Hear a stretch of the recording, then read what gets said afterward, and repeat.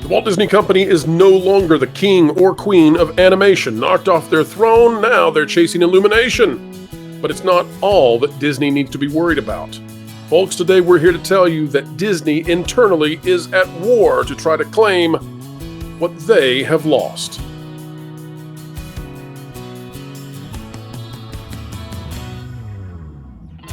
Hello folks, welcome back to the Pro Channel. We are so happy to have you with us today. The journey of explaining entertainment and keeping you ahead of the culture curve never ends. And it's a joy to, well, continue it. Welcome back, Jonas J. Campbell, investigative reporter for ThatParkPlace.com. How are you, sir? Oh, I'm doing great. I'm here to talk about those hard-hitting stories, you know, those ones that really appeal to the high end of intellectualism here. What subject are we talking about today, Pro? Well, Jonas, we're talking about the fact that Disney, Pixar, and Disney Animation, they want to be back at the top of the mountain of animation for the first time in perhaps something like a century. Disney is no longer seen as the big kahuna when it comes to cartoons. And, folks, we're going to get into a secret statistic that shows you just why Bob might need more than 2 showers a day, talking about Disney CEO Bob Iger. Let's get into the article right now that shows it. Here it is, Jonas. This is not probably what many folks were thinking of. Shrek 2 is 20 years old. Features Mike Myers, Cameron Diaz. They're not exactly the hottest celebrities at the moment, although we do appreciate and respect them. But Shrek 2 is making waves in a way that Disney is desperately trying to avoid another damaging reboot that could overtake them. Let me show you what this is all about. Shrek 2 makes us all feel old by once again outperforming at domestic box office by Collider. None of this article matters for us until we get down to this second paragraph. I don't mean to be mean, but you know, this is what we're after, folks. This is what sent a shiver through the spines of everybody doing their time at the Disney Animation Studios or Pixar. It says this weekend, the movie, it's talking about Shrek 2, was re-released in over 1,500 domestic theaters, grossing $1.3 million with a per theater average of nearly $900. Now, Jonas, Shrek 2 has been out for a while. Shrek 2 has been on streaming. There's no reason anymore that folks can say, well, you know, there's some kind of reason that the Disney movies don't do well. But here's what it says. Shrek 2 finished in the top 10 of the domestic box office charts, just a few places behind fellow DreamWorks release Kung Fu Panda 4. With this, the film's global gross now stands at $936 million. Shrek 2's $1.3 million haul across just 3 days is greater than the total revenue. This is it, folks. This is what has them worried. It's greater than the total revenue generated by Luca, Turning Red, and Soul in their recent theatrical debuts. In other words, the 3 movies that Pixar was so excited to put back in theaters because they did not receive their due, they have done less, all combined, in their first weekends than Shrek 2 did. The 3 films were released directly on Disney Plus streaming service during the pandemic, grossed a little over $1 million. You get the idea. Jonas, here's what Disney has to fear.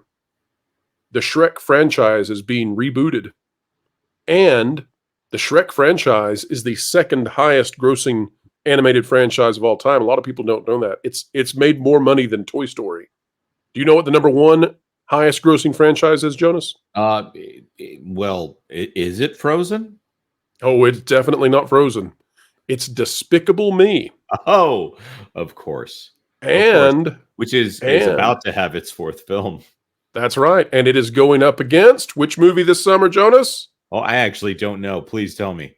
Inside Out 2. Oh, no. They're releasing the same day? Not the same day. Not the same day. But they will be in theaters during the same time, during the same windows. So, Jonas, what's going on here is that Disney is now facing 2 revved-up franchises. Shrek is being rebooted, as we've talked about. Despicable Me has no signs of slowing down. Kids love the Minions. And Disney is looking to find some way of getting back on top. Bob Iger has allegedly, internally, decided that it's time for all-out war to get back to the number 1 spot, as he should, if he's any kind of competent CEO.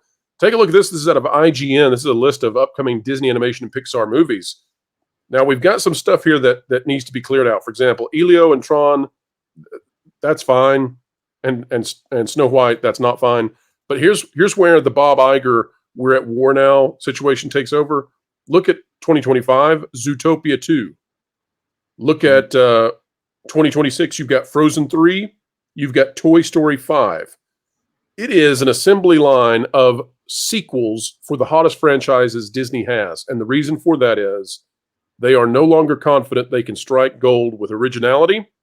They are desperate to get back to sequels of the things that they know are their greatest hits. Jonas, will Bob Iger's plan, will it work? Can they possibly overtake Despicable Me and the Shrek franchise with their rehashed offerings? Some facts that I need to throw in here just to make things clear. Puss in Boots: The Last Witch, which was the last entry into any form of the Shrek franchise. I'm going to spoil the very end of Puss in Boots: Last Wish for you. How dare you, sir? Plug your ears for, say, 10 seconds, starting spoiler alert now. The end of Puss in Boots: Last Wish is them sailing off into the faraway land, or wherever it is that the Shrek franchise takes place. So that is a clear shot across the bow here. What we know from research and from trying to dig into what's going on there over at Illumination, and we've been trying to figure out what is it that is causing DreamWorks and Illumination to hit where Disney is not. We could go by gut feeling, but one thing that is common in all of these Illumination features and one specific section of DreamWorks is Chris Meledandri is in charge of Illumination and also Puss in Boots, and has been tasked with revitalizing the Shrek franchise. The original DreamWorks is essentially gone. It's changed over into this now. They are really hitting on all cylinders over there at DreamWorks. There's going to be a little bit of a gap for reasons that we've gone into on a smaller level over on that Park Place. But when Puss in Boots went into theaters, it did well. It didn't kill at the box office, but it stayed at a solid B for a very long time. It came out on premium video on demand, meaning at home you could still pay to watch Puss in Boots: The Last Wish, and it stayed in theaters until it made more than $500 million at the box office, I do believe. Which right, is it had Top Gun Maverick kind of holds. But Jonas, you said a name that folks out there need to know. So for the listener out there who wants to really know what's going on here, Bob Iger, when he's internally declaring war, right, when he's saying we've got to get back on top because we could fall to third place in animation, you said a name. What is that name who's over the Shrek franchise and over also Despicable Me? Who's the name? Chris Meledandri. He's in charge of Illumination. He's very high up at Comcast, NBC Universal. He's also on the board of Nintendo, so he's very well placed here. If I were Bob Iger and I were judging the strategies here, if we want to go to history, going back to the 2000s era when the Shrek movies were popular, Disney was not doing well at the box office, and then comes in a former Disney executive over there, and he creates this environment that is essentially the anti-Disney. It is an environment that is fertile for doing send-ups of Disney's failures. That is essentially what Shrek is, and Shrek does the best when Disney is doing poorly, because it is in many ways the anti-Disney. And right now, with Disney not doing so well at the box office, and Shrek is a low priority here, even though it could make them a lot of money. They've still got their Kung Fu Panda 4s. They've still got they're doing a live action How to Train Your Dragon. We can, without even getting into Illumination, we can get into so many franchises that have the potential to do well at the box office before we get to the Despicable Me's and the Minions, which is apparently its own franchise, or the Grinch if they decide to do a sequel to that. Right now, Chris Meledandri creates intellectual property, which is something that Disney has failed to successfully do. They have technically created new properties, but they have not been successful properties since, I don't know, somewhere around 2018, when they seem to somehow have lost the ability to create new and enduring franchises. And don't forget, Jonas, that there's the Nintendo Cinematic Universe that is also facing off with Disney in the very near future. It also has to be said that you've brought up a great point, because this is sort of a culture war battle that is brewing with Disney and Illumination and DreamWorks. And that is that they have decided to go with properties that are very welcoming to the broadest majority of the audience possible. The Minions don't do things that offend. Shrek, despite all of the passing gas jokes and all the grotesque kind of stuff, it doesn't offend people on cultural lines. And Disney has stepped in with multiple movies straight into cultural and divisive issues. And we don't have to bring up Lightyear or Strange World, although we will, for people to understand. And then there's also the mediocrity of things like Wish. So this really is a cultural battle. And Bob Iger thinks he can win that culture battle by bringing out things like Frozen 3 and Toy Story 5, 7, 8, 9, who knows. I don't know that it's going to work this time, but it will be interesting to see. But that is why, folks, that Inside Out 2 going up against another film, right? Going up against another Despicable Me film, why that matters more than ever is because we're going to find out, are audiences, are families willing to return to Disney, or do they say, give me more of those Minions? Do they trust that it's okay to go back to a Pixar film? Also, I would say Moana 2 will really, really matter. We're not saying that Disney will fail with any of these. We're saying that we are watching them closely, and you should be too, because this year and the next 2 years, we know, and Bob Iger knows, and now you know, this will determine the trajectory of who will be in charge of animation for the next 10 years. Jonas, tell us what you got coming up on That Park Place. Well, That Park Place, this video coming out on Friday, we have an Extra Magic Hours, a 10 p.m. live stream, Eastern Standard Time tonight, where we're going to be going over the television future of the Walt Disney Company, because they're making a lot of moves in streaming right now. And it was just revealed that 30% of their streaming service or so is all centered around a property they don't even own. They don't have the rights to make it unless the creators continue to make more of Bluey, which they don't have the rights to continue without them. So it's going to be an interesting year for them as they also look to revive the cable model through Disney Plus. We'll see if people enjoy that. There's a lot to talk about there. And of course, we will be covering the Department of Justice and the the United States Congress coming after ESPN. Oh, the things you all are covering over there on that theme park focused channel. But that's where we are with the kinds of things and stuff that Disney's into. Folks, if you like that kind of stuff, if you like this kind of video, click like, share, subscribe, and click it. Stick it to the algorithms. It's the notification bell. Drop a comment down below. Let us know your thoughts.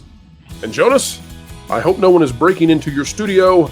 The puppy is unhappy. Yes. And you should go take care of him ASAP. Get his tail wagging once more. He's defending us from the walkers that love to take strolls around our neighborhood. I apologize. How dare you, walkers? They're almost as bad as squirrels. I am in simpatico with the puppy at this point. All right, folks. We hope you're in simpatico too, and we hope you're ready for a great weekend TGIF. We will see you on That Park Place tonight at what time, Jonas? 10 p.m. Eastern Time. Folks, don't miss it. And wherever you are and whatever you're doing, keep learning, keep growing, and as always, keep having fun.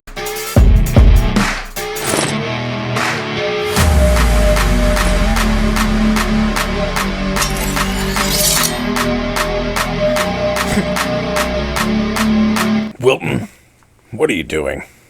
Well, word on the street is the culture war has officially made it to the doorstep of That Park Place. And I realized Jonas has no one there who loves him. So I thought I should go and protect them. Yeah, okay. You know that's not, how you do this, right? Do what? Fight? Don't worry, Floral. I will not be intimidated by a criminal threat. Threat? Wilton, don't be ridiculous. What does it matter to me? I have only one life to lose. I mean, I totally expected you to die walking into traffic, but, They may take our lives, but they'll never take our freedom! Okay, just stop. This is just nonsense. You already have one of the easiest and most effective tools and weapons at your fingertips. My axe? No. Oh. The truth. Stay smart and ready to tell and share the truth by keeping up to date with WDW Pro, That Park Place, as well as Valiant Renegade. And Jonas? I mean, he does things with Vash, and that's not very reassuring. That's like putting two helpless chipmunks into a piranha pond. That's neither true nor accurate. Unlike the team from That Park Place. Sue me. Ugh.